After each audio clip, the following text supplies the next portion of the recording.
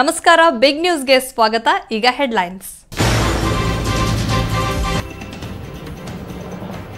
ಒಬ್ಬ ಎಂಎಲ್ಎಗೆ 50 ಕೋಟಿ ಆಫರ್ ಮಾಡ್ತಾರೆ. 7 ಸ್ಟಾರ್ ಹೋಟೆಲ್ನಲ್ಲಿರ್ತಾರೆ. ಜನರ ಹಣವನ್ನು ಲೂಟಿ ಮಾಡ್ತಿದ್ದಾರೆ.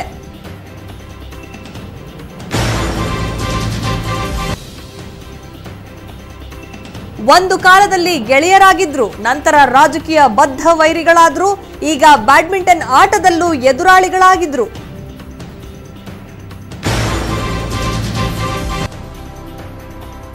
ಹೊರಗಡೆ ಸೀರೆ ಅಂಗಡಿ ಬೋರ್ಡ್ ಹಾಕಿದ್ದ, ಒಳಗಡೆ ನಕಲಿ ಕ್ಲಿನಿಕ್ ಆರಂಭಿಸಿದ್ದ. ಸಮಗ್ರ ಟಿವಿ ಕ್ಯಾಮೆರಾ ಕಣ್ಣಿಗೆ ನಕಲಿ ವೈದ್ಯ ಸಿಕ್ಕಿಬಿದ್ದ.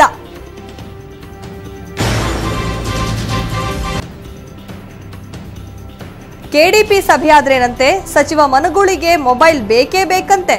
ಸಭೆಯಲ್ಲಿ ಅಧಿಕಾರಿಗಳಿಗೂ ಮೊಬೈಲ್ ಇರದಿದ್ರೆ ಆಗಲ್ವಂತೆ.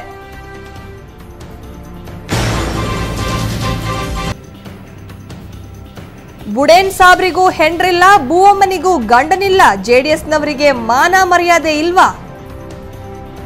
ಕೆಡಿಪಿ ಸಭೆಗಳಂದ್ರೆ ಅಧಿಕಾರಿಗಳಿಗೆ ಹಾಗೂ ಜನಪ್ರತಿನಿಧಿಗಳಿಗೆ ಒಂಥರ ಅಸಡ್ಡೆ ಅನ್ಸುತ್ತೆ. ಯಾವಾಗ ಕೆಡಿಪಿ ಸಭೆ ನಡೆದ್ರೂ ಅಧಿಕಾರಿಗಳು ಮೊಬೈಲ್ನಲ್ಲಿ ಕಾಲ ಕಳೀತಿದ್ರು ಅನ್ನೋ ಸುದ್ದಿಗಳೇ ಹೆಚ್ಚು. ಸದ್ಯ ಇಲ್ಲೂ ಆಗಿರೋದು ಅದೇ. ಆದರೆ ಈ ಅಧಿಕಾರಿಗಳ ಜೊತೆ ಸಚಿವರೊಬ್ಬರು ಮೊಬೈಲ್ನಲ್ಲಿ ಮಾತನಾಡಿ ಶಾಸಕರೊಬ್ಬರಿಂದ ತರಾಟೆಗೊಳಗಾಗಿದ್ದಾರೆ. ಜನಪ್ರತಿನಿಧಿಗಳು ಅಧಿಕಾರಿಗಳ ಕೈಗೆ ಫೋನ್ ಸಿಕ್ಕರೆ ಏನಾಗುತ್ತೆ ಅನ್ನೋದಕ್ಕೆ ವಿಜಯಪುರದ ಕೆಡಿಪಿ ಸಭೆಯಲ್ಲಿ ನಡೆದ ಘಟನೆಯೊಂದು ಸಾಕ್ಷಿಯಾಗಿದೆ. ಅಂದಹಾಗೆ ಇವತ್ತು ಕೆಡಿಪಿ ಸಭೆಯಲ್ಲಿ ಬಹಿರಂಗವಾಗಿಯೇ ಜಿಲ್ಲಾ ಉಸ್ತುವಾರಿ ಸಚಿವರ ಮೇಲೆ ಸ್ವಪಕ್ಷದ ಶಾಸಕ ದೇವಾನಂದ್ ಚೌಹಾಣ್ ಗರಂ ಆದ ಘಟನೆ ನಡೆದಿದೆ. ಕೆಡಿಪಿ ಸಭೆಯಲ್ಲಿ ಫೋನ್ನಲ್ಲಿ ಮಾತನಾಡುತ್ತಿದ್ದ ಸಚಿವ ಎಂಸಿ ಮನಗೂಳಿ ಅವರನ್ನು ಶಾಸಕ ದೇವಾನಂದ್ ಚೌಹಾಣ್ ಕ್ಲಾಸ್ ತೆಗೆದುಕೊಂಡರು. ಬರಗಾಲ ಹಿನ್ನೆಲೆಯಲ್ಲಿ ಕೆಡಿಪಿ ಸಭೆಯಲ್ಲಿ ಅಧಿಕಾರಿಗಳ ಜೊತೆ ಚರ್ಚೆ ನಡೆಯುತ್ತಿತ್ತು. ಈ ವೇಳೆ ಸಚಿವರು ಚರ್ಚೆ ನಡೆಸದೆ ಬರೀ ಫೋನ್ನಲ್ಲಿ ಮಾತನಾಡುತ್ತಿದ್ದರು. ಇದನ್ನು ಕಂಡು ಗರಂ ಆದ ಶಾಸಕ ಚೌಹಾಣ್, ಫೋನ್ ಬಿಡ್ರಿ, ಬರಗಾಲದ ಪರಿಹಾರಗಳ ಬಗ್ಗೆ ಚರ್ಚೆ ಮಾಡಿ ಸಚಿವರೇ ಅಂತ ಹೇಳಿದ್ರು. ಈ ಸಂದರ್ಭದಲ್ಲಿ ಇಂತಹ ಸನ್ನಿವೇಶ ಕಂಡು ಅಧಿಕಾರಿಗಳು ತಂಡ ಹೊಡೆದ್ರು. ಇನ್ನು ಕೆಡಿಪಿ ಸಭೆಯಲ್ಲಿ ಸಚಿವರ ತರಹ ಅಧಿಕಾರಿಗಳು ಸಹ ಮೊಬೈಲ್ ನೋಡೋದ್ರಲ್ಲಿ ಮಗ್ನರಾಗಿದ್ರು. ಬಹುಶಃ ಇಲ್ಲಿ ಕೆಡಿಪಿ ಸಭೆ ನಡೆದಿದೆ ಅನ್ನೋದನ್ನೇ ಈ ಅಧಿಕಾರಿಗಳು ಮರೆತಂತಿತ್ತು ಅನ್ಸುತ್ತೆ. ಅಷ್ಟು ಮೊಬೈಲ್ನಲ್ಲೇ ಅಧಿಕಾರಿಗಳು ಮುಳುಗಿ ಹೋಗಿದ್ರು. ಒಟ್ಟಲ್ಲಿ ಮೊಬೈಲ್ ಅನ್ನೋದಷ್ಟೇ ಇಂದಿನ ವಿಜಯಪುರದ ಕೆಡಿಪಿ ಸಭೆಯ ಮುಖ್ಯ ಚರ್ಚೆಯ ವಿಷಯವಾಗಿತ್ತು. ಇದು ವಿಪರ್ಯಾಸವೇ ಸರಿ. ಮೊಹಮ್ಮದ್ ರಜೂಲ್, ಸಮಗ್ರ ಸುದ್ದಿ, ವಿಜಯಪುರ. ಕುಮಾರಸ್ವಾಮಿ ರಾಜೀನಾಮೆ ಕೊಟ್ರೆ ಕೊಡ್ಲಿ ಬಿಡ್ರಿ ಅಂತ ಅಪೆಕ್ಸ್ ಬ್ಯಾಂಕ್ ಅಧ್ಯಕ್ಷ ಕೆಎನ್ ರಾಜಣ್ಣ ವ್ಯಂಗ್ಯ ಸಲಹೆ ನೀಡಿದ್ದಾರೆ. ಅಲ್ಲದೆ ಬುಡೇನ್ ಸಾಬ್ರಿಗೂ ಹೆಂಡ್ರಿಲ್ಲ, ಬೂವಮ್ಮನಿಗೂ ಗಂಡನಿಲ್ಲ ಅನ್ನೋ ಹಾಗಾಗಿದೆ ಜೆಡಿಎಸ್ ಕಾಂಗ್ರೆಸ್ ಸಹವಾಸ ಅಂತ ವಾಗ್ದಾಳಿ ನಡೆಸಿದ್ದಾರೆ. ಇನ್ನು ರಮೇಶ್ ಜಾರಕಿಹೊಳಿ ಪಕ್ಷದಲ್ಲಿರೋದು ಅನುಮಾನ, ಅವರು ಪಕ್ಷದಿಂದ ದೂರ ಉಳಿದಿದ್ದಾರೆ ಅಂತ ಹೇಳಿದ್ದಾರೆ. ತುಮಕೂರು ಲೋಕಸಭಾ ಕ್ಷೇತ್ರವನ್ನು ಜೆಡಿಎಸ್ಗೆ ಬಿಟ್ಟುಕೊಡುವ ವಿಚಾರದ ಬಗ್ಗೆ ಕಾಂಗ್ರೆಸ್ಸಿಗರು ಗರಂ ಆಗಿದ್ದಾರೆ. ಈ ಸಂಬಂಧ ತುಮಕೂರಿನಲ್ಲಿ ಮಾತನಾಡಿದ ಅಪೆಕ್ಸ್ ಬ್ಯಾಂಕ್ ಅಧ್ಯಕ್ಷ ಕೆಎನ್ ರಾಜಣ್ಣ, ಪ್ರಸ್ತುತ ಕಾಂಗ್ರೆಸ್ ಸಂಸದರು ಕ್ಷೇತ್ರವನ್ನು ಪ್ರತಿನಿಧಿಸುತ್ತಿರುವಾಗ ನಮಗೆ ಬಿಟ್ಟುಕೊಡಿ ಎಂದು ಜೆಡಿಎಸ್ನವರು ಕೇಳುತ್ತಿದ್ದಾರೆ. ಅವರಿಗೆ ಮಾನ ಮರ್ಯಾದೆ ಬೇಡ್ವಾ? 8 ಕ್ಷೇತ್ರದಲ್ಲಿ ನಾವೇ ಮುಂದಿದ್ದೇವೆ ಅನ್ನುವುದಾದರೆ ಹಿಂದೆ 4 ಕ್ಷೇತ್ರದಲ್ಲಿ ಠೇವಣಿ ಕಳೆದುಕೊಂಡಿದ್ದನ್ನ ಜೆಡಿಎಸ್ನವರು ಮರೆತು ಬಿಟ್ರಾ? ಒಂದು ವೇಳೆ ಜೆಡಿಎಸ್ಗೆ ಬಿಟ್ಟುಕೊಟ್ರೆ ನನ್ನದೊಂದು ಅರ್ಜಿ ಇದ್ದೇ ಇರುತ್ತೆ ಎಂದು ಮಾಜಿ ಶಾಸಕ ರಾಜಣ್ಣ ಬಂಡಾಯವೆದ್ದು ಸ್ಪರ್ಧೆ ಮಾಡುವ ಬಗ್ಗೆಯೂ ಎಚ್ಚರಿಕೆ ನೀಡಿದ್ರು. ಇನ್ನು ಸಿದ್ದರಾಮಯ್ಯ ಇಲ್ಲ ಅಂದ್ರೆ ಕಾಂಗ್ರೆಸ್ಸೇ ಇಲ್ಲಾರಿ, ಕುಮಾರಸ್ವಾಮಿ ರಾಜೀನಾಮೆ ಕೊಟ್ರೆ ಕೊಡ್ಲಿ ಬಿಡ್ರಿ, ಯಾರಿಗೇನಂತೆ, ಬುಡೇನ್ ಸಾಬ್ರಿಗೂ ಹೆಂಡತಿ ಇಲ್ಲ, ಬೂವಮ್ಮನಿಗೂ ಗಂಡನಿಲ್ಲ ಅನ್ನೋ ಹಾಗಾಗಿದೆ ಜೆಡಿಎಸ್ ಕಾಂಗ್ರೆಸ್ ಸಹವಾಸ. ಕಾಂಗ್ರೆಸ್ ಶಾಸಕರನ್ನು ಹದ್ದುಬಸ್ತಿನಲ್ಲಿಟ್ಟುಕೊಳ್ಳೋಕೆ ಅವರೇನು ಚಿಕ್ಕ ಮಕ್ಕಳೇ ಅಂತ ವ್ಯಂಗ್ಯವಾಡಿದ್ರು. ಇದಲ್ಲದೆ ಸಾಲ ಮನ್ನಾ ಮಾಡೋದು ಅಂದ್ರೆ ತೆರಿಗೆ ಮನ್ನಾ ಮಾಡಿದಂತಲ್ಲ. ಸರ್ಕಾರ ಸಕಾಲಕ್ಕೆ ಬ್ಯಾಂಕ್ಗಳಿಗೆ ಹಣ ನೀಡದಿದ್ದರೆ ಮುಂದೆ ರೈತರಿಗೆ ತುಂಬಾ ತೊಂದರೆಯಾಗಲಿದೆ. ಆರ್ಬಿಐ ನಾರ್ಮ್ಸ್ ಪ್ರಕಾರವೇ ರೈತರ ಖಾತೆ ತೆರೆದು ಸಾಲ ನೀಡಿದ್ದೇವೆ. ಆದರೆ ಸರ್ಕಾರ ಆಧಾರ್ ಕಾರ್ಡ್ ಕೊಡಿ, ಅದು ಕೊಡಿ, ಇದು ಕೊಡಿ ಅಂತ ಕೇಳ್ತಿದೆ. ರೈತರಿಗೆ ಒಳ್ಳೇದಾಗುತ್ತೆ ಅನ್ನೋದಾದ್ರೆ ನಾವ್ಯಾಕೆ ಮಾತನಾಡಬೇಕು ಅಂತ ಸುಮ್ಮನಿದ್ದೇವೆ ಅಂತ ತಿಳಿಸಿದ್ರು. ಇದೇ ವೇಳೆ ರಮೇಶ್ ಜಾರಕಿಹೊಳಿ ಪಕ್ಷದಲ್ಲಿರೋದು ಅನುಮಾನ, ಅವರು ಪಕ್ಷದಿಂದ ದೂರ ಉಳಿದಿದ್ದಾರೆ. ರಾಜಕೀಯಕ್ಕೆ ಯಾರೂ ಸನ್ಯಾಸಿಗಳಲ್ಲ. ಬಿಜೆಪಿಯವರು ಆಪರೇಷನ್ ಕಮಲ ನಡೆಸುತ್ತಿರಬಹುದು ಅಂತ ಪ್ರಶ್ನೆಯೊಂದಕ್ಕೆ ಉತ್ತರಿಸಿದರು. ಬಾಬು ಖಾನ್, ಸಮಗ್ರ ಸುದ್ದಿ, ತುಮಕೂರು. ಆನೆ ಬೀದಿಯಲ್ಲಿ ನಡೆದರೆ ಸಾಮಾನ್ಯವಾಗಿ ಶ್ವಾನ ಬೊಗಳುವುದು ಸಹಜ. ಶ್ವಾನ ಬೊಗಳುವುದರಿಂದ ಆನೆಗೆ ಏನೂ ಆಗಲ್ಲ.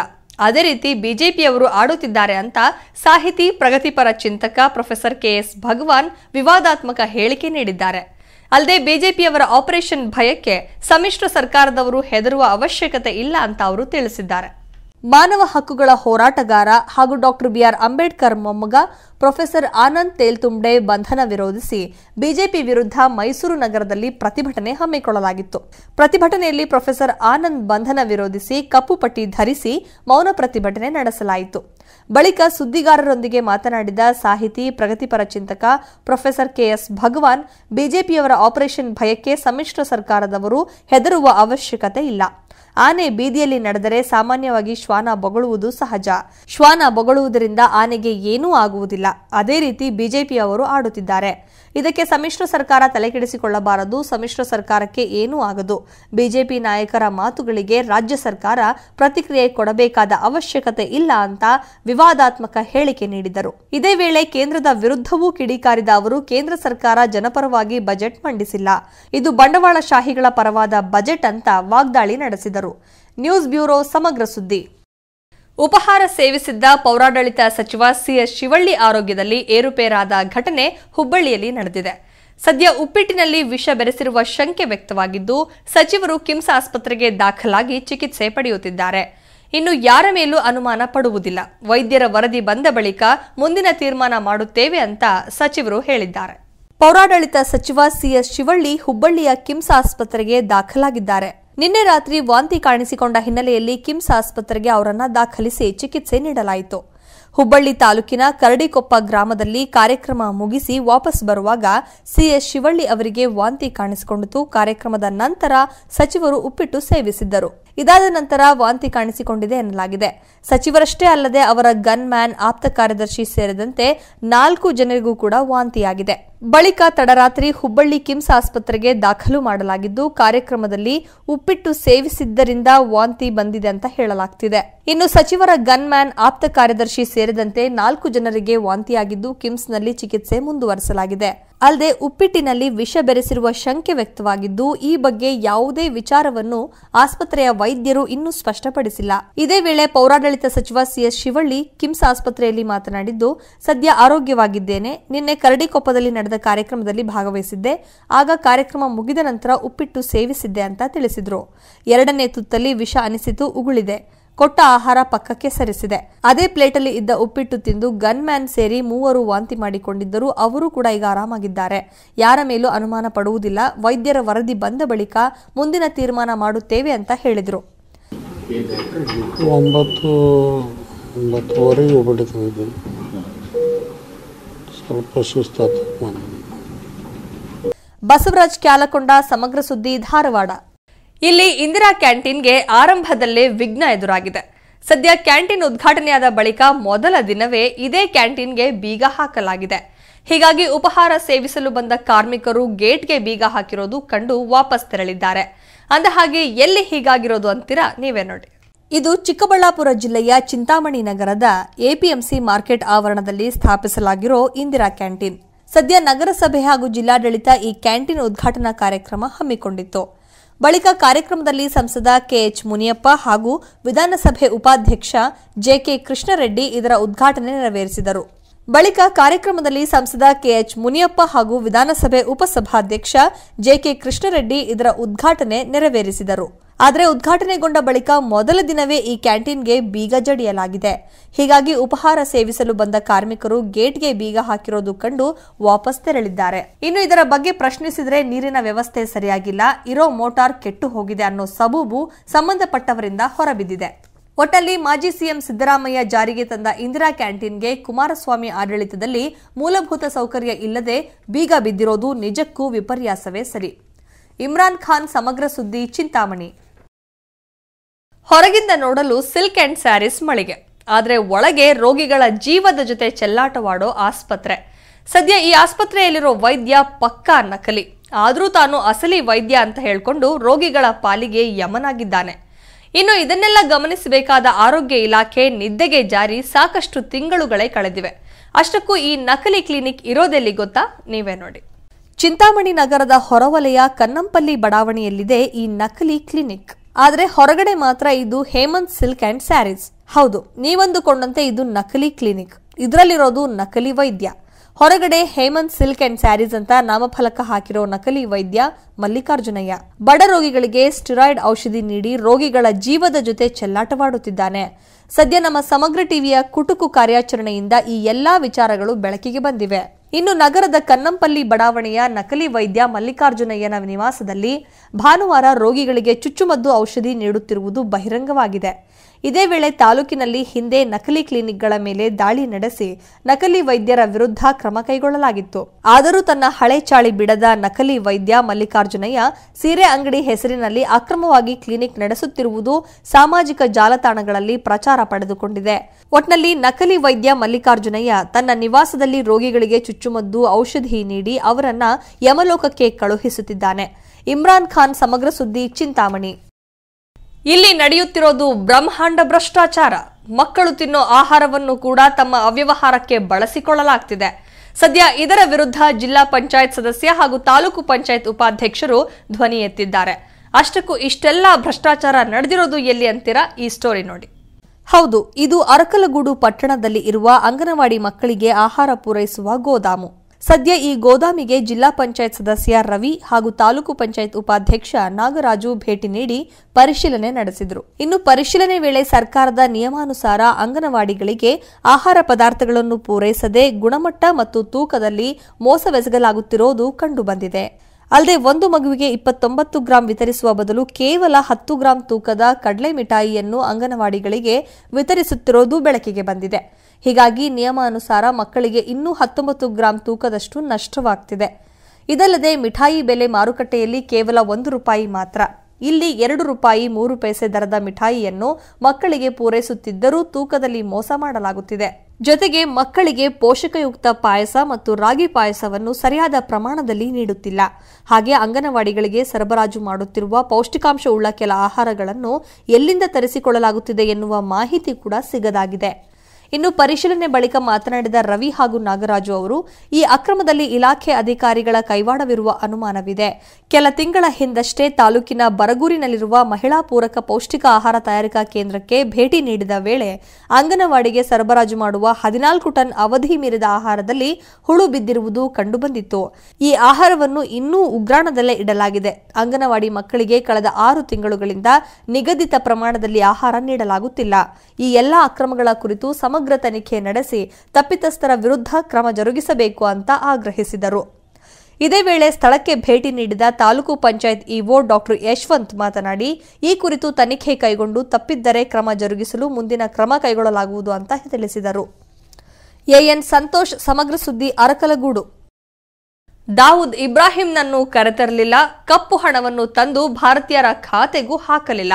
ಪ್ರಧಾನಿ ನರೇಂದ್ರ ಮೋದಿ ಅವರಿಂದ 4.25 ವರ್ಷದಲ್ಲಿ ಯಾವ ಕೆಲಸ ಮಾಡಲು ಸಾಧ್ಯವಾಗಲಿಲ್ಲ. ಹೀಗಂತ ಸಚಿವ ಯುಟಿ ಖಾದರ್ ಕೇಂದ್ರ ಸರ್ಕಾರದ ವಿರುದ್ಧ ಕಿಡಿಕಾರಿದ್ದಾರೆ. ಬಿಬಿಎಂಪಿ ಕಾರ್ಪೊರೇಟರ್ ಅನ್ನೇ ಖರೀದಿಸಲು ಸಾಧ್ಯವಾಗದವರಿಗೆ ರಾಜ್ಯದ ಶಾಸಕರನ್ನು ಖರೀದಿಸಿ ಸರ್ಕಾರ ಬೀಳಿಸಲು ಸಾಧ್ಯವಾ ಅಂತ ಪರೋಕ್ಷವಾಗಿ ಬಿಜೆಪಿ ಪಕ್ಷಕ್ಕೆ ಯುಟಿ ಖಾದರ್ ಟಾಂಗ್ ನೀಡಿದ್ರು. ಹಾಸನದ ಪ್ರವಾಸಿ ಮಂದಿರದಲ್ಲಿ ಮಾತನಾಡಿದ ಅವರು, ಪ್ರಧಾನಿ ನರೇಂದ್ರ ಮೋದಿ ಅವರಿಂದ 4.25 ವರ್ಷದಲ್ಲಿ ಯಾವ ಕೆಲಸ ಮಾಡಲು ಸಾಧ್ಯವಾಗಿಲ್ಲ. 2014ರ ಚುನಾವಣಾ ಪೂರ್ವ ಪ್ರಚಾರ ಭಾಷಣಗಳಲ್ಲಿ ಹಾಗೂ ಚುನಾವಣಾ ಪ್ರಣಾಳಿಕೆಯಲ್ಲಿ ನರೇಂದ್ರ ಮೋದಿ ಅವರು ಹೇಳಿದ ಯಾವ ಮಾತುಗಳು ಅನುಷ್ಠಾನವಾಗಿಲ್ಲ. ಎಲ್ಲಾ ಭರವಸೆಗಳನ್ನು ಹುಸಿ ಮಾಡಿದ್ದು, ರೈತರ ಬೆಳೆಗೆ ಬೆಂಬಲ ಬೆಲೆ ಕೂಡ ನೀಡದೆ ರೈತರಿಗೆ ಅನ್ಯಾಯ ಮಾಡಿರೋದರ ಜೊತೆಗೆ ಕಾಶ್ಮೀರ ಸಮಸ್ಯೆ ಕೂಡ ಬಗೆಹರಿಯಲಿಲ್ಲ ಅಂತ ಹೇಳಿದ್ರು. ಅಲ್ಲದೆ ದಾವೂದ್ ಇಬ್ರಾಹಿಂನನ್ನ ಕರೆತರಲಿಲ್ಲ, ಕಪ್ಪು ಹಣವನ್ನ ತಂದು ಭಾರತೀಯರ ಖಾತೆಗೂ ಹಾಕಲಿಲ್ಲ. ದೇಶದ ಜನರು ನರೇಂದ್ರ ಮೋದಿ ಅವರ ಬಣ್ಣದ ಮಾತುಗಳಿಗೆ ಬಲಿಯಾಗುವುದಿಲ್ಲ. ಜೊತೆಗೆ ಹಾಸನ ಮಂಗಳೂರು ರಾಷ್ಟ್ರೀಯ ಹೆದ್ದಾರಿ ಹೇಗೆ ಸಂಚಾರಕ್ಕೆ ಕಷ್ಟಕರವಾಗಿದೆಯೋ ಕೇಂದ್ರದ ಬಜೆಟ್ ಕೂಡ ಅದೇ ರೀತಿ ಕಷ್ಟದ್ದಾಗಿದೆ ಎಂದು ಟೀಕಿಸಿದರು. ಇದಲ್ಲದೆ ಪ್ರತಿ ವರ್ಷ ರೈತರಿಗೆ 6,000 ನೀಡುವುದಾಗಿ ಕೇಂದ್ರ ಸರ್ಕಾರ ಹೇಳಿದೆ. ನಮ್ಮ ಸಮ್ಮಿಶ್ರ ಸರ್ಕಾರವೇ ಗೃಹಿಣಿಯರಿಗೆ ಅಷ್ಟು ಹಣ ನೀಡುತ್ತಿದೆ. ಸಿಎಂ ಕುಮಾರಸ್ವಾಮಿ ಮಾಡಿದ ಸಾಲ ಮನ್ನಾ ರೀತಿಯಲ್ಲಿಯೇ ಕೇಂದ್ರ ಸರ್ಕಾರ ಮಾಡುತ್ತೆ ಎಂದುಕೊಳ್ಳಲಾಗಿತ್ತು. ಆದರೆ ಅದು ಕೂಡ ಹುಸಿಯಾಗಿದೆ ಅಂತ ಹೇಳಿದ್ರು. ಇನ್ನು ಸಿಎಂ ಕುಮಾರಸ್ವಾಮಿ ವಿರುದ್ಧ ಕಾಂಗ್ರೆಸ್ ಪಕ್ಷದವರಿಗೆ ಅಸಮಾಧಾನ ಇರುವುದಾಗಿ ಪಕ್ಷದ ಅಧ್ಯಕ್ಷರು ಎಲ್ಲಿಯೂ ಹೇಳಿಲ್ಲ. ಶಾಸಕರು ಮಾತನಾಡಿದ ಮಾತ್ರಕ್ಕೆ ಸರ್ಕಾರ ಪತನವಾಗುತ್ತದೆಯಾ? ಸರ್ಕಾರದಲ್ಲಿ ಯಾವುದೇ ಸಮಸ್ಯೆ ಉಂಟಾದರೂ ಪರಿಹರಿಸಲು ವರಿಷ್ಠರಿದ್ದಾರೆ. ರಾಹುಲ್ ಗಾಂಧಿ, ಕೆಸಿ ವೇಣುಗೋಪಾಲ್, ಸಿದ್ದರಾಮಯ್ಯ ಸೇರಿ ಅನೇಕ ಹಿರಿಯರಿದ್ದು ಅವರ ನಿರ್ದೇಶನದಂತೆ ನಾವು ಕೆಲಸ ಮಾಡುತ್ತೇವೆ ಅಂತ ಪ್ರಶ್ನೆಯೊಂದಕ್ಕೆ ಉತ್ತರಿಸಿದರು. ಪ್ರದೀಪ್ ಖಡ್ಗ, ಸಮಗ್ರ ಸುದ್ದಿ, ಹಾಸನ.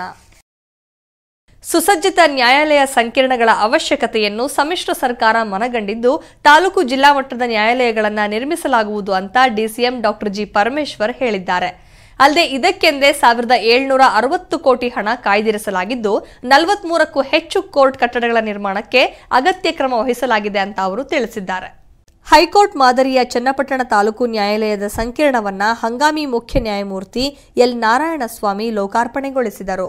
ಈ ವೇಳೆ ಸಮಾರಂಭದಲ್ಲಿ ಹೈಕೋರ್ಟ್ ಮುಖ್ಯ ನ್ಯಾಯಮೂರ್ತಿ ಕೆಎನ್ ಫಣೀಂದ್ರ, ಮಧ್ಯಪ್ರದೇಶ ಹೈಕೋರ್ಟ್ ಮುಖ್ಯ ನ್ಯಾಯಮೂರ್ತಿ ರಮೇಶ್ ಹುಲವಾಡಿ, ಉಪಮುಖ್ಯಮಂತ್ರಿ ಡಾಕ್ಟರ್ ಜಿ ಪರಮೇಶ್ವರ್, ಸಚಿವ ಡಿಕೆ ಶಿವಕುಮಾರ್, ಸಂಸದ ಡಿಕೆ ಸುರೇಶ್ ಸೇರಿದಂತೆ ಅನೇಕ ಗಣ್ಯರು ಉಪಸ್ಥಿತರಿದ್ದರು. ಬಳಿಕ ಕಾರ್ಯಕ್ರಮವನ್ನು ಉದ್ದೇಶಿಸಿ ಮಾತನಾಡಿದ ಹಂಗಾಮಿ ಮುಖ್ಯ ನ್ಯಾಯಮೂರ್ತಿ ಎಲ್ ನಾರಾಯಣಸ್ವಾಮಿ ಅವರು, ನ್ಯಾಯಾಲಯ ಸಂಕೀರ್ಣ ನಿರೀಕ್ಷೆಗೂ ಮೀರಿ ಸುಂದರವಾಗಿದ್ದು, ಕಟ್ಟಡ ನಿರ್ಮಿಸಿಕೊಟ್ಟ ಕಾರ್ಮಿಕರಿಂದ ಹಿಡಿದು ಇಂಜಿನಿಯರ್ಗಳ ಶ್ರಮಕ್ಕೆ ಮೆಚ್ಚುಗೆ ವ್ಯಕ್ತಪಡಿಸಿದರು.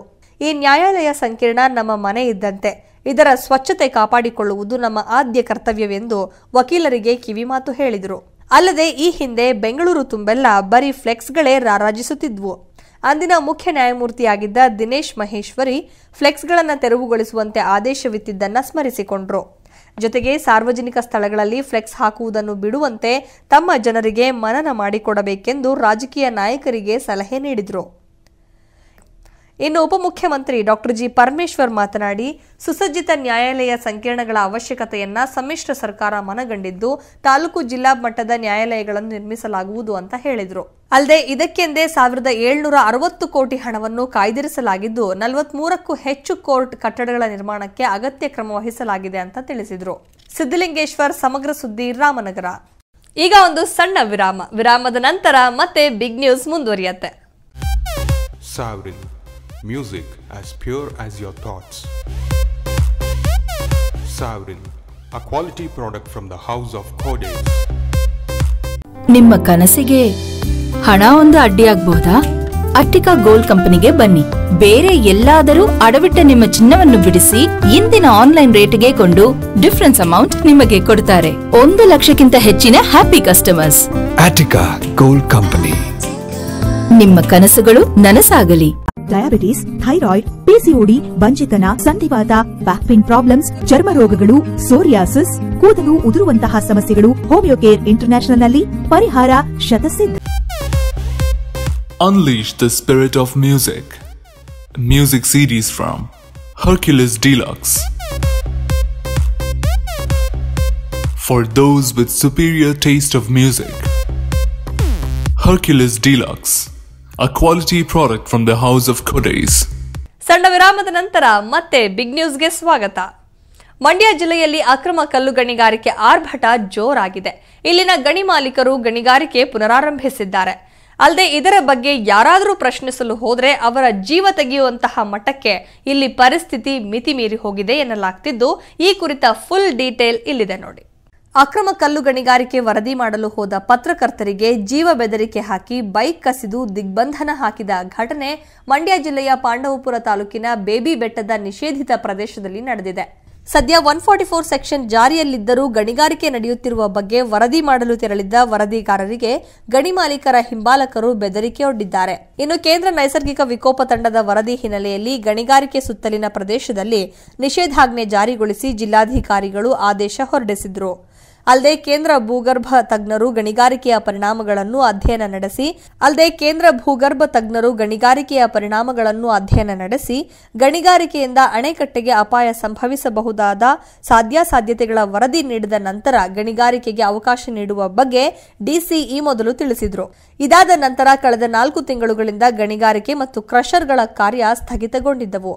ಆದರೆ ಗಣಿ ಮಾಲೀಕರು ಗಣಿಗಾರಿಕೆ ಪುನರಾರಂಭಿಸಿದ ಹಿನ್ನೆಲೆಯಲ್ಲಿ ಈ ಬಗ್ಗೆ ವರದಿ ಮಾಡಲು ತೆರಳಿದ್ದ ಪತ್ರಕರ್ತ ಎಸ್ ರಾಜು ಮೇಲೆ ಮುಗಿಬಿದ್ದ ಗಣಿ ಮಾಲೀಕರ ಹಿಂಬಾಲಕರು ಫೋಟೋ ವಿಡಿಯೋ ಮಾಡದಂತೆ ತಡೆಯೊಡ್ಡಿ ಬೈಕ್ ಕಿತ್ತುಕೊಂಡು ಬೆದರಿಕೆಯೊಡ್ಡಿದ್ದಾರೆ ಎನ್ನಲಾಗಿದೆ.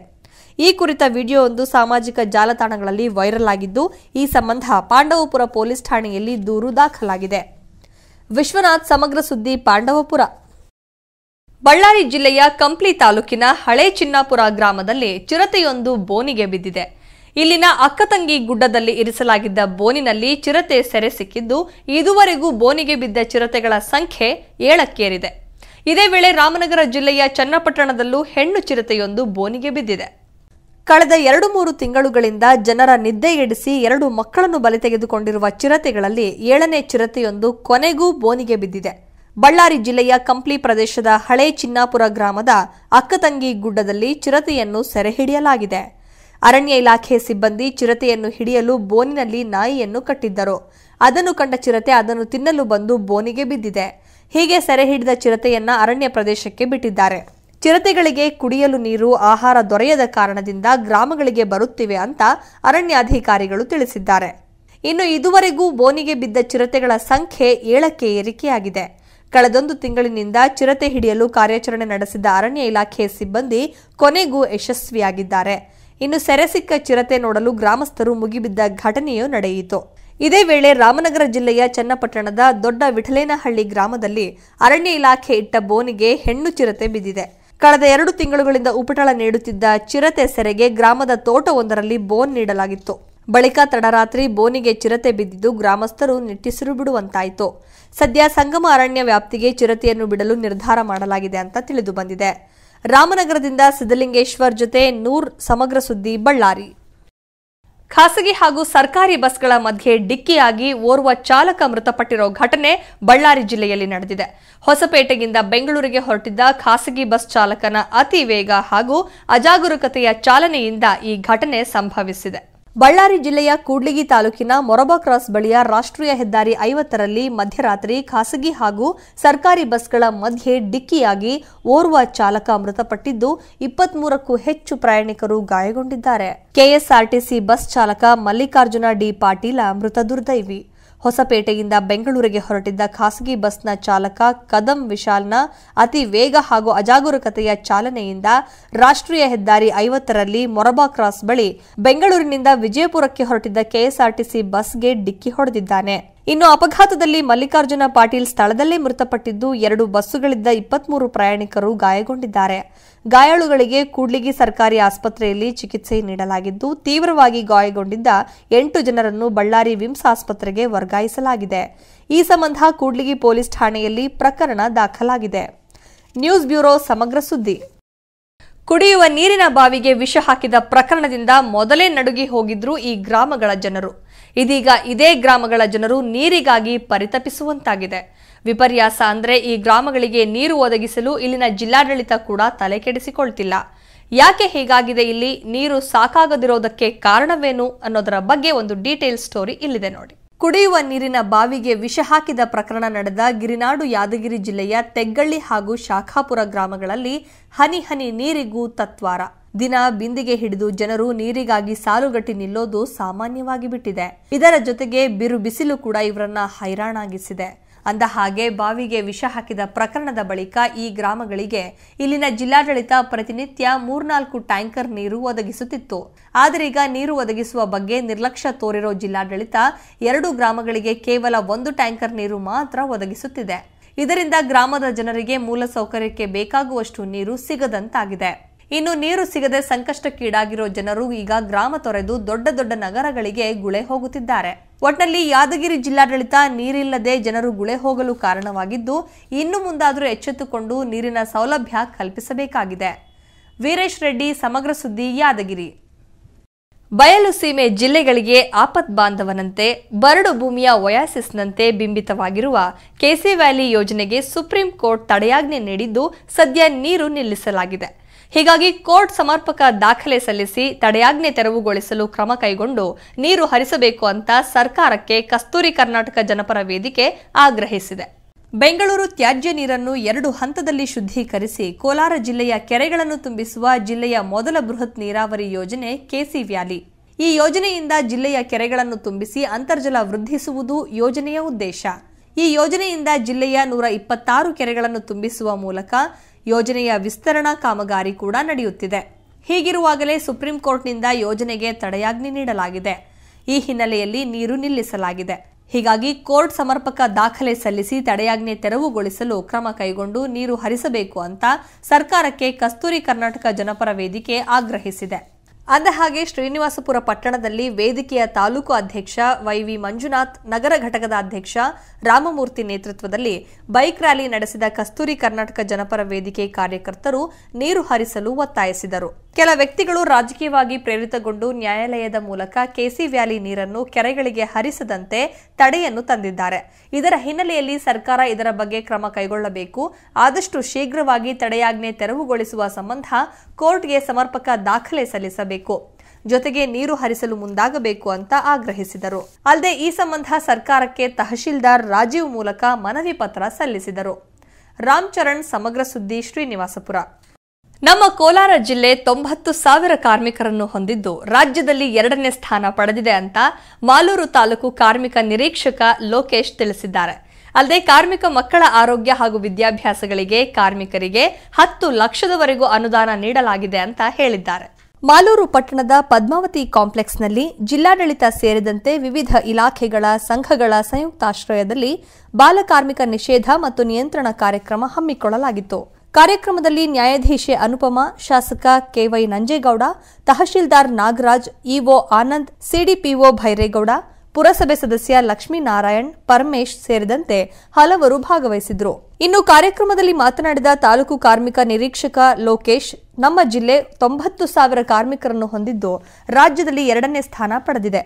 ಅಲ್ಲದೆ ಕಾರ್ಮಿಕರ ಮಕ್ಕಳ ಆರೋಗ್ಯ ಹಾಗೂ ವಿದ್ಯಾಭ್ಯಾಸಗಳಿಗೆ ಕಾರ್ಮಿಕರಿಗೆ 10 ಲಕ್ಷದವರೆಗೂ ಅನುದಾನ ನೀಡಲಾಗಿದೆ ಅಂತ ತಿಳಿಸಿದರು.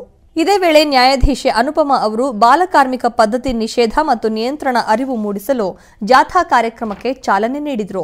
ಇದಕ್ಕೂ ಮೊದಲು ಕಾರ್ಯಕ್ರಮವನ್ನು ಶಾಸಕ ಕೆವೈ ನಂಜೇಗೌಡ ಉದ್ಘಾಟಿಸಿದರು. ಪಿಎನ್ ದಾಸ್, ಸಮಗ್ರ ಸುದ್ದಿ, ಮಾಲೂರು. ಪೋಷಕರು, ಶಿಕ್ಷಕರು ಹಾಗೂ ಸಂಸ್ಥೆ ಗಟ್ಟಿ ಇದ್ದಾಗ ಮಾತ್ರ ಒಳ್ಳೆ ಶಿಕ್ಷಣ ಸಂಸ್ಥೆ ನಿರ್ಮಾಣವಾಗಲು ಸಾಧ್ಯ ಅಂತ ಮದರಖಂಡಿಯ ಬಸವಜ್ಞಾನ ಗುರುಕುಲದ ಅಧ್ಯಕ್ಷ ಡಾಕ್ಟರ್ ಈಶ್ವರ್ ಮಂಟೂರ ಹೇಳಿದ್ದಾರೆ. ಅಲ್ಲದೆ ನಾವು ಶಿಕ್ಷಣ ಸಂಸ್ಥೆ ಕಟ್ಟಿದ ಮೇಲೆ ಆ ಸಂಸ್ಥೆ ಎಷ್ಟು ಆಸ್ತಿ ಮಾಡಿದೆ ಎಂಬುದು ಮುಖ್ಯವಲ್ಲ ಅಂತ ತಿಳಿಸಿದ್ದಾರೆ. ಅಥಣಿಯ ಪಟ್ಟಣದ ರಾಯಲ್ ಶಿಕ್ಷಣ ಸಂಸ್ಥೆಯ ರಾಯಲ್ ಆಂಗ್ಲ ಮಾಧ್ಯಮ ಶಾಲೆಯ ದಶಮಾನೋತ್ಸವ ಕಾರ್ಯಕ್ರಮ ಹಮ್ಮಿಕೊಳ್ಳಲಾಗಿತ್ತು.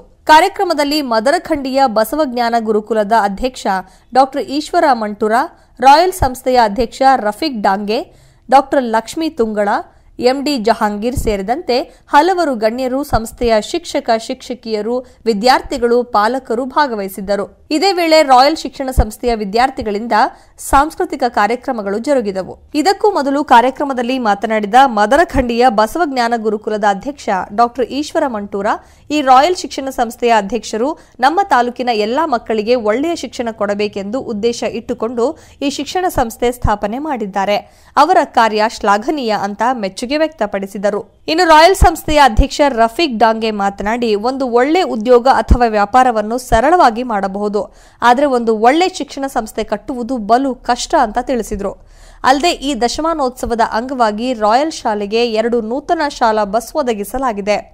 ಜೊತೆಗೆ ಈ ಬಾರಿ ಎಸ್ಎಸ್ಎಲ್ಸಿಯಲ್ಲಿ ಉತ್ತಮ ಅಂಕ ಪಡೆದ ಶಾಲೆಯ 3 ಪ್ರತಿಭಾವಂತ ವಿದ್ಯಾರ್ಥಿಗಳಿಗೆ ಸ್ವತಃ ನಾನೇ ಶೈಕ್ಷಣಿಕ ಜೀವನಕ್ಕಾಗಿ ತಲಾ 25,000, 15,000, 10,000ಗಳಂತೆ ಧನ ಸಹಾಯ ನೀಡುತ್ತಿದ್ದೇನೆ ಅಂತ ತಿಳಿಸಿದರು. ಸತೀಶ್ ಕೋಳಿ, ಸಮಗ್ರ ಸುದ್ದಿ, ಅಥಣಿ. ಬಿಜೆಪಿಗೆ ಅಧಿಕಾರದ ಭ್ರಮೆ ಇದೆ. 50 ಕೋಟಿ ಒಬ್ಬ ಎಂಎಲ್ಎಗೆ ಆಫರ್ ಮಾಡ್ತಾರೆ. ಅಲ್ಲದೆ ಹರಿಯಾಣದಲ್ಲಿ 7 ಸ್ಟಾರ್ ಹೋಟೆಲ್ನಲ್ಲಿ ತಂಗುತ್ತಾರೆ. ಅಷ್ಟೊಂದು ಕೋಟಿ ಎಲ್ಲಿಂದ ಬಂತು ಅವರಿಗೆ? ಜನರ ಹಣವನ್ನು ಲೂಟಿ ಮಾಡಿ ಆಫರ್ ಮಾಡುತ್ತಿದ್ದಾರೆ ಅಂತ ಮಾಜಿ ಸಿಎಂ ಸಿದ್ದರಾಮಯ್ಯ ಗಂಭೀರ ಆರೋಪ ಮಾಡಿದ್ದಾರೆ.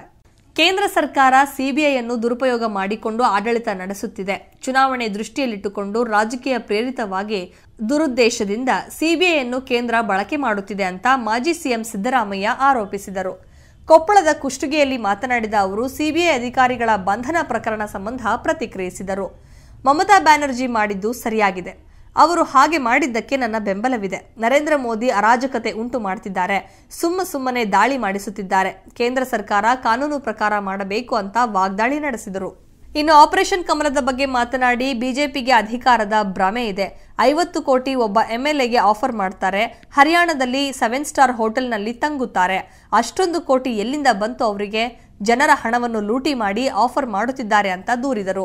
ಇದೇ ವೇಳೆ ಕೊಪ್ಪಳ ಲೋಕಸಭೆ ಚುನಾವಣೆ ಸ್ಪರ್ಧೆ ಕುರಿತು ಪ್ರತಿಕ್ರಿಯೆ ನೀಡಿದ ಅವರು, ಕಾರ್ಯಕರ್ತರು ನಿಲ್ಲು ಅಂತ ಹೇಳುತ್ತಿದ್ದಾರೆ. ನಾನು ಎಲ್ಲೂ ಕೂಡ ಲೋಕಸಭೆಗೆ ನಿಲ್ಲುವುದಿಲ್ಲ. ನಮ್ಮ ಶಾಸಕರು ಯಾರೂ ಮಾರಾಟವಾಗಿಲ್ಲ ಅಂತ ಸ್ಪಷ್ಟಪಡಿಸಿದರು. ನವಾಜ್, ಸಮಗ್ರ ಸುದ್ದಿ, ಕೊಪ್ಪಳ. ಅವರಿಬ್ಬರು ಒಂದು ಕಾಲದಲ್ಲಿ ಆತ್ಮೀಯ ಗೆಳೆಯರು. ಆದರೆ ಇವತ್ತು ಅದೇ ಗೆಳೆಯರು ರಾಜಕೀಯ ಬದ್ಧ ವೈರಿಗಳಾಗಿದ್ದಾರೆ. ಸದ್ಯ ಇದೇ ಎದುರಾಳಿಗಳು ಎದುರು ಬದುರಾಗಿ ಆಟವೊಂದರಲ್ಲಿ ಭಾಗವಹಿಸಿದರು. ಅಷ್ಟಕ್ಕೂ ಯಾವುದು ಆ ಆಟ? ಯಾರೀ ಬದ್ಧ ವೈರಿಗಳು ಅಂತೀರಾ? ಈ ಸ್ಟೋರಿ ನೋಡಿ. ಹೌದು, ಸಚಿವ ವೆಂಕಟರಾವ್ ನಾಡಗೌಡ ಹಾಗೂ ಮಾಜಿ ಶಾಸಕ ಬಸನಗೌಡ ಬಾದರ್ಲಿ ಒಂದು ಕಾಲದಲ್ಲಿ ಆತ್ಮೀಯ ಗೆಳೆಯರಾಗಿದ್ರು. ಆದರೆ ಬರಬರುತ್ತಾ ಇದೇ ಗೆಳೆಯರು ರಾಜಕೀಯ ಬದ್ಧ ವೈರಿಗಳಾಗಿದ್ದಾರೆ. ಸದ್ಯ ಇದೇ ಎದುರಾಳಿಗಳು ಬ್ಯಾಡ್ಮಿಂಟನ್ ಆಟದಲ್ಲೂ ಎದುರು ಬದುರಾದ ಕ್ಷಣಕ್ಕೆ ರಾಯಚೂರಿನ ಸಿಂಧನೂರು ಸಾಕ್ಷಿಯಾಯಿತು. ಇನ್ನು ಸಿಂಧನೂರು ನಗರದಲ್ಲಿ ನಡೆದ ರಾಜ್ಯ ಮಟ್ಟದ ಬ್ಯಾಡ್ಮಿಂಟನ್ ಪಂದ್ಯಾವಳಿಗಳ ಉದ್ಘಾಟನಾ ಸಮಾರಂಭದಲ್ಲಿ ಇಬ್ಬರು ಬ್ಯಾಡ್ಮಿಂಟನ್ ಆಡಿ ಪ್ರೇಕ್ಷಕರನ್ನು ರಂಜಿಸಿದರು. ಸದ್ಯ ಈ ಇಬ್ಬರು ಸರಿಸುಮಾರು 65 ವಯಸ್ಸಿನ ಆಸುಪಾಸಿನಲ್ಲಿದ್ದು, ಇಳಿ ವಯಸ್ಸಿನಲ್ಲೂ ಬ್ಯಾಡ್ಮಿಂಟನ್ ಆಡಿದ್ದು ನೆರೆದವರನ್ನ ದಂಗಾಗಿಸಿತ್ತು. ಒಟ್ಟಲ್ಲಿ ರಾಜಕೀಯದಲ್ಲಿ ವೈರಿಗಳಾಗಿರೋ ಇವರಿಬ್ಬರು ಬ್ಯಾಡ್ಮಿಂಟನ್ ಆಟದಲ್ಲೂ ಎದುರಾಳಿಗಳಾಗಿದ್ದು ವಿಶೇಷವಾಗಿತ್ತು. ಬಂದೇ ನವಾಜ್ ಗಲಗ್, ಸಮಗ್ರ ಸುದ್ದಿ, ರಾಯಚೂರು. ಗ್ರಾಮ ಮಟ್ಟದಲ್ಲಿ ಅನಕ್ಷರಸ್ಥರಿಗೆ ಒಳ್ಳೆಯ ಕಲಿಕಾ ವಾತಾವರಣ ನಿರ್ಮಿಸಬೇಕು. ಅವರ ಬಿಡುವಿನ ವೇಳೆಯಲ್ಲಿ ಅಕ್ಷರ ಕಲಿಸಿ ಸಮಾಜದ ಮುಖ್ಯ ವಾಹಿನಿಗೆ ತರುವ ಕೆಲಸ ನಿರ್ವಹಿಸಬೇಕು ಅಂತ ಕೆಆರ್ಪೇಟೆ ತಹಶೀಲ್ದಾರ್ ಎಂ ಶಿವಮೂರ್ತಿ ಕರೆ ನೀಡಿದ್ದಾರೆ. ಮಂಡ್ಯ ಜಿಲ್ಲೆಯ ಕೆಆರ್ಪೇಟೆ ಪಟ್ಟಣದ ಬಿಆರ್ಸಿ ಕೇಂದ್ರದಲ್ಲಿ ತಾಲೂಕು ಲೋಕಶಿಕ್ಷಣ ಸಮಿತಿ ವತಿಯಿಂದ 3 ದಿನಗಳ ತರಬೇತಿ ಕಾರ್ಯಾಗಾರ ಹಮ್ಮಿಕೊಳ್ಳಲಾಗಿತ್ತು. ಅಂದಹಾಗೆ ಕಾರ್ಯಾಗಾರವನ್ನು ತಹಶೀಲ್ದಾರ್ ಎಂ ಶಿವಮೂರ್ತಿ ಗಿಡಕ್ಕೆ ನೀರೆರೆಯುವ ಮೂಲಕ ಉದ್ಘಾಟಿಸಿದರು. ಬಳಿಕ ಮಾತನಾಡಿದ ಅವರು, ಗ್ರಾಮ ಮಟ್ಟದಲ್ಲಿ ಅನಕ್ಷರಸ್ಥರಿಗೆ ಒಳ್ಳೆಯ ಕಲಿಕಾ ವಾತಾವರಣ ನಿರ್ಮಿಸಬೇಕು.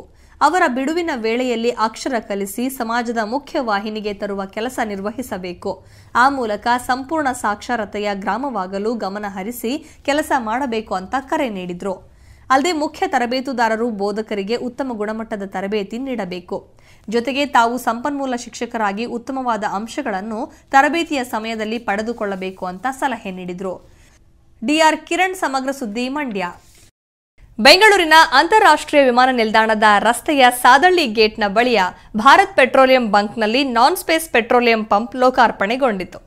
ಇತ್ತೀಚಿನ ದಿನಗಳಲ್ಲಿ ವಾಹನ ಸಂಚಾರದಲ್ಲಿ ದಟ್ಟಣೆ ಹೆಚ್ಚಾಗಿದ್ದು, ಪೆಟ್ರೋಲ್ ಬಂಕ್ಗಳಲ್ಲಿ ವಾಹನಗಳಿಗೆ ಪೆಟ್ರೋಲ್ ಮತ್ತು ಡೀಸೆಲ್ ತುಂಬಿಸಿಕೊಳ್ಳಲು ಸಾಲು ಸಾಲಾಗಿ ನಿಂತು ಸಮಯ ವ್ಯರ್ಥ ಮಾಡುವ ಪರಿಸ್ಥಿತಿ ಎದುರಾಗುತ್ತಿತ್ತು. ಅಲ್ಲದೆ ಸರಿಯಾದ ಸಮಯಕ್ಕೆ ಚಾಲಕರು ನಿಗದಿತ ಸ್ಥಳ ತಲುಪಲು ಪರದಾಡಬೇಕಿತ್ತು. ಆದರೆ ಈಗ ನಾನ್ ಸ್ಪೇಸ್ ಪೆಟ್ರೋಲ್ ಪಂಪ್ನಿಂದ ಸ್ಥಳಾವಕಾಶ ಕೊರತೆ ಇಲ್ಲದೆ ಶೀಘ್ರವಾಗಿ ಪೆಟ್ರೋಲ್ ಸರಬರಾಜು ಆಗಲಿದೆ. ಅಲ್ಲದೆ ಉತ್ತಮ ಗುಣಮಟ್ಟದ ಪ್ರಾಮಾಣಿಕತೆಯ ಪೆಟ್ರೋಲ್ ಮತ್ತು ಡೀಸೆಲ್ನನ್ನ ಗ್ರಾಹಕರಿಗೆ ಒದಗಿಸಲು ಸಾಧ್ಯವಾಗಲಿದೆ. ಇನ್ನು ಬೆಂಗಳೂರು ಅಭಿವೃದ್ಧಿಯತ್ತ ಸಾಗುತ್ತಿದ್ದು, ಪ್ರತಿನಿತ್ಯ ವಾಹನ ಸಂಚಾರ ಹೆಚ್ಚಾಗುತ್ತಿದೆ. ಅದರಲ್ಲೂ ಮುಖ್ಯವಾಗಿ ದೇವನಹಳ್ಳಿಯಲ್ಲಿ ಬೆಂಗಳೂರು ಅಂತಾರಾಷ್ಟ್ರೀಯ ವಿಮಾನ ನಿಲ್ದಾಣವಾಗಿದ್ದು, ರಿಯಲ್ ಎಸ್ಟೇಟ್ ಬಿಸಿನೆಸ್ ಸಹ ಹೆಚ್ಚಾಗಿದೆ. ಇದರಿಂದಾಗಿ ವಾಹನಗಳು ಈ ಸುತ್ತಮುತ್ತಲಿನಲ್ಲಿ ಹೆಚ್ಚಿನದಾಗಿ ಓಡಾಡುತ್ತವೆ. ಗ್ರಾಹಕರಾಗಲಿ ಬಿಸಿನೆಸ್ ಮ್ಯಾನ್ಗಳಾಗಲಿ ಸರಿಯಾದ ಸಮಯಕ್ಕೆ ತಲುಪಲು ಸಾಧ್ಯವಾಗುತ್ತಿಲ್ಲ. ಇದಕ್ಕೆ ಪೆಟ್ರೋಲ್ ಬಂಕ್ಗಳು ಕಾರಣವಾಗಿದ್ವು. ಹೀಗಾಗಿ ಪೆಟ್ರೋಲ್ ಬಂಕ್ಗಳಲ್ಲಿ ನಾನ್ ಸ್ಪೇಸ್ ಪಂಪ್ಗಳನ್ನು ಅಳವಡಿಸುವುದರಿಂದ ಸುಗಮ ಸಂಚಾರಕ್ಕೆ ಅನುಕೂಲವಾಗುತ್ತದೆ. ಇದರಿಂದ ಈ ರೀತಿಯ ಪಂಪ್ಗಳಿಗೆ ಚಾಲನೆ ನೀಡಲಾಗಿದೆ ಅಂತ ರಾಹುಲ್ ಟಂಡನ್ ತಿಳಿಸಿದರು. ಒಟ್ಟಾರೆ ಈ ರೀತಿಯ ನಾನ್ ಸ್ಪೇಸ್ ಪಂಪ್ಗಳನ್ನು ಅಳವಡಿಸುವುದರಿಂದ ಗ್ರಾಹಕರಿಗೆ ಉತ್ತಮ ರೀತಿಯ ಪೆಟ್ರೋಲ್ ಹಾಗೂ ಯಾವುದೇ ರೀತಿಯಲ್ಲೂ ಮೋಸವಾಗುವುದಿಲ್ಲ. ಈ ನೂತನ ಪಂಪ್ಗಳು ಗ್ರಾಮೀಣ ಭಾಗದಲ್ಲಿ ಇದೇ ಮೊದಲನೇದಾಗಿ ಅಂತ ಸಾದಳ್ಳಿ ಗೇಟ್ನ ಭಾರತ್ ಪೆಟ್ರೋಲ್ ಬಂಕ್ನ ಮಾಲೀಕ ಲಕ್ಷ್ಮೀಪತಿ ತಿಳಿಸಿದರು. ರಾಜು ಅಗಸ್ತ್ಯ, ಸಮಗ್ರ ಸುದ್ದಿ, ದೇವನಹಳ್ಳಿ. ಈಗ ಕೊನೆಯಲ್ಲಿ ಮತ್ತೊಮ್ಮೆ ಹೆಡ್ಲೈನ್ಸ್. ಒಬ್ಬ ಎಂಎಲ್ಎಗೆ 50 ಕೋಟಿ ಆಫರ್ ಮಾಡ್ತಾರೆ. 7 ಸ್ಟಾರ್ ಹೋಟೆಲ್ನಲ್ಲಿರ್ತಾರೆ. ಜನರ ಹಣವನ್ನು ಲೂಟಿ ಮಾಡ್ತಿದ್ದಾರೆ.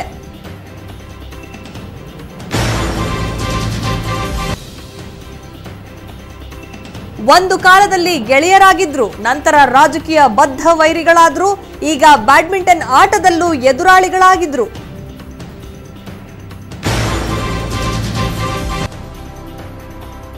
ಹೊರಗಡೆ ಸೀರೆ ಅಂಗಡಿ ಬೋರ್ಡ್ ಹಾಕಿದ್ದ, ಒಳಗಡೆ ನಕಲಿ ಕ್ಲಿನಿಕ್ ಆರಂಭಿಸಿದ್ದ. ಸಮಗ್ರ ಟಿವಿ ಕ್ಯಾಮೆರಾ ಕಣ್ಣಿಗೆ ನಕಲಿ ವೈದ್ಯ ಸಿಕ್ಕಿಬಿದ್ದ.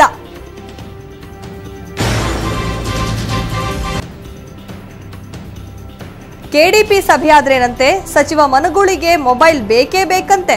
ಸಭೆಯಲ್ಲಿ ಅಧಿಕಾರಿಗಳಿಗೂ ಮೊಬೈಲ್ ಇರದಿದ್ರೆ ಆಗಲ್ವಂತೆ.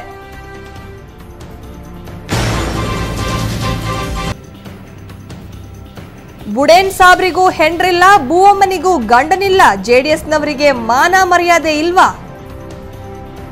ಇವಿಷ್ಟು ಇವತ್ತಿನ ಪ್ರಮುಖ ಸುದ್ದಿ. ನಿರಂತರ ಸುದ್ದಿಗಾಗಿ ನೋಡ್ತಾ ಇರಿ ಬಿಗ್ ನ್ಯೂಸ್.